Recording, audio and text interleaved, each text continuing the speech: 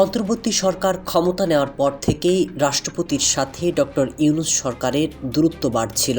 তারেক রহমান ক্ষমতায় আসতেই এক প্রকার ঘরবন্দি রাষ্ট্রপতির মুখে ফুটেছে ফুলঝুরি, দিচ্ছেন একের পর এক চমক। সেই সাথে তারেক রহমানের সাথে ঘনিষ্ঠতা বাড়াচ্ছেন রাষ্ট্রপতি। প্রধানমন্ত্রী পদের কর্তব্য বিশ্বস্ততার সহিত পালন করিব।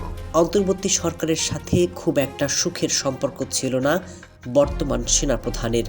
বেশ কিছু ইস্যুতে ডক্টর ইউনূসের সাথে দেখা দিয়েছে মতপার্থক্য।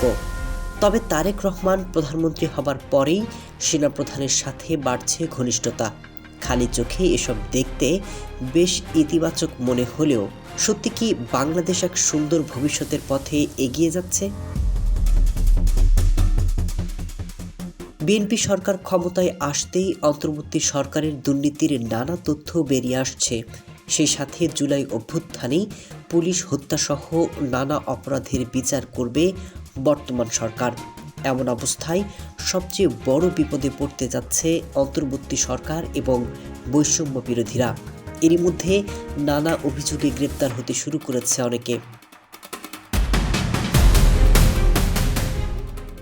বিএনপি সরকার ক্ষমতায় আসার পর বৈষম্য বিরোধীদের সাথে জোট গড়তে যাচ্ছে জামাত। যেখানে বড় প্রশ্ন, জামাতের সাথে জোট হলে বৈষম্য বিরোধী নামে আর কোনো অস্তিত্ব থাকবে কিনা। সেই ক্ষেত্রে সবচেয়ে বড় বিপদ, যারা জুলাই আন্দোলনে সক্রিয় তবে রাজনৈতিক কোনো ব্যাকগ্রাউন্ড নেই। কারণ বিএনপি যদি পুলিশ হত্যার বিচার শুরু করে তাতে অনেকেই ফেঁসে যেতে পারে। জামাত কিংবা বিএনপি সমঝোতা করে ক্ষমতা এসেছে এমন গুঞ্জন উঠেছে। তবে তাও যদি সত্যি হয়, জামাতও ক্ষমতার স্বাদ পেতে মরিয়া। এরই মধ্যে আওয়ামী লীগের মামলা তুলে এবার অপরাধী হচ্ছেন অন্তর্বর্তী সরকারের অনেকে, যে সুযোগের অপেক্ষায় হাসিনা সরকার।